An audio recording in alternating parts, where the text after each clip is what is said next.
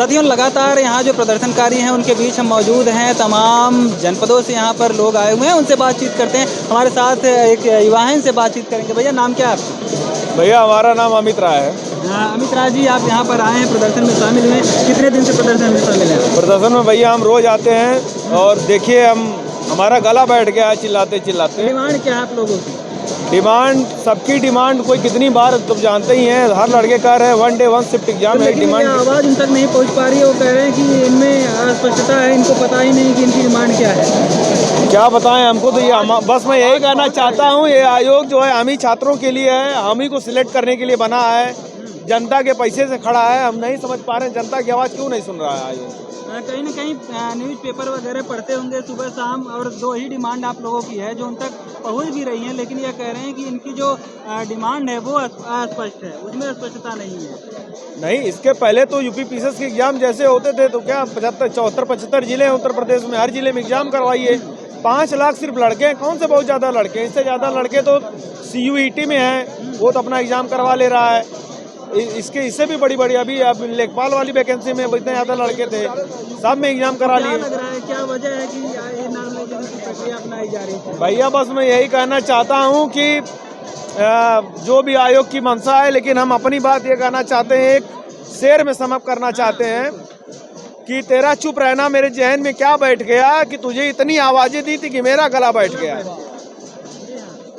जी, तो देखिए कि जो छात्र हैं वो कह रहे हैं कि हम लगातार प्रदर्शन यहाँ पर जारी रख रहे हैं, और यही इनकी जो डिमांड है कि नॉर्मलाइजेशन की प्रक्रिया जो है वो ना अपनाई जाए, 1 शिफ्ट में ही एग्ज़ाम करवा लिया जाए, तो ये नॉर्मलाइजेशन की प्रक्रिया भी ऑटोमेटिक समाप्त हो जाएगी। यह आवाज़ अपनी लगातार वहाँ मीडिया के जरिए, मीडिया कर्मियों के जरिए, पत्रकार, समाचार पत्र के प्रकाश को और उनके चैनलों के जरिए भेजने का प्रयास कर रहे हैं। लेकिन प्रदर्शन कब तक जारी रहेगा, इस पर जब बातचीत करें तो कह रहे हैं कि प्रदर्शन हमारा तब तक जारी रहेगा जब तक इनको न्याय नहीं मिल जाता। भैया, क्या कहेंगे? मेरा नाम सोनू कुमार है, मैं चंदौली से यहाँ आया हूँ। देखिए, चंदौली से आए हैं जी। अब मैं सिर्फ और सिर्फ नॉर्मलाइजेशन के विरोध में आया हूँ। देखिए, हम लोग को बचपन से सिखाया गया कि मेहनत करिए और उसका फल मिलेगा, लेकिन नॉर्मलाइजेशन लागू हो जाने से हमें फल मिलेगा कि नहीं मिलेगा इसका निश्चित नहीं है, क्योंकि वो जो नंबर आयोग के द्वारा दिया जाएगा वो पिछले दरवाजे से दिया जाएगा। किसे लिया जाएगा, किसे नहीं लिया जाएगा, ये योग निर्धारित करेगा।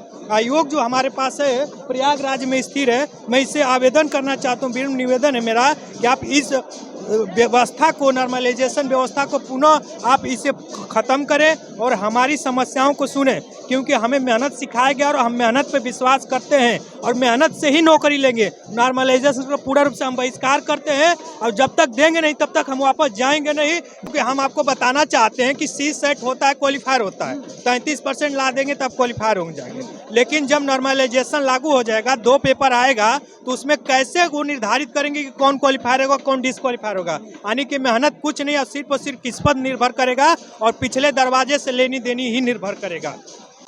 और पूर्ण रूप से हमको इस पे विश्वास नहीं है और इसमें कोई पारदर्शिता नहीं है, इसलिए हम लोग इसका विरोध कर रहे हैं। 50,000 बच्चे 3 दिन से लगातार हम लोग 11 तारीख से 11 बजे से यहाँ पर खड़े हैं, और जब तक वापस लेंगे नहीं, आपका चैनल के माध्यम से बता दूं कि हम लोग वापस जाएंगे नहीं। अच्छा, अभी कोई मिलने आया आप लोगों से? अभी हम लोग से कोई मिलने नहीं है। SP साहब आ रहे हैं, DM साहब आ रहे हैं, सचिव जी आ रहे हैं। वो लोग कह रहे हैं कि नॉर्मलाइजेशन समझाएंगे, हम लोग समझने की स्थिति में नहीं है, सिर्फ और सिर्फ हम लोग वापस लेंगे। उनके कहने का मतलब यह है कि जो नॉर्मलाइजेशन की वो प्रक्रिया हम लोग को समझाने का कोशिश कर रहे हैं, लेकिन हम लोग समझने की स्थिति में नहीं है, क्योंकि इसका साइंटिफिक कारण कोई नॉर्मलाइजेशन का है ही नहीं, किसी के पास प्रूफ नहीं है।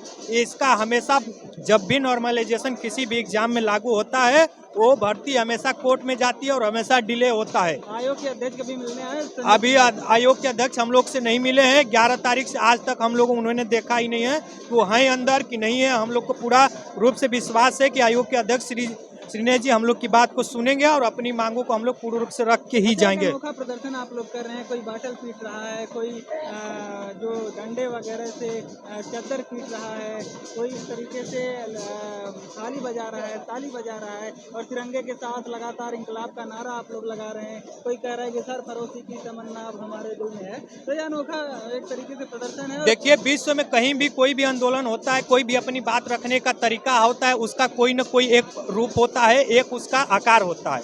हम लोगों को जो अपनी बात रखने का तरीका है एक कान तक है, यानी कि उनके कानों तक आवाज जाए कि अभी हम लोग रोड पर हैं। इसलिए हम लोग थाली बजा रहे हैं, बोतल बजा रहे हैं, हम लोग चिल्ला रहे हैं, भारत माता की जय बोल रहे हैं। और इसमें कतई कोई गलत बात नहीं है और ये लगातार करते रहेंगे जब तक वो हमारी बातों को नहीं सुनेंगे।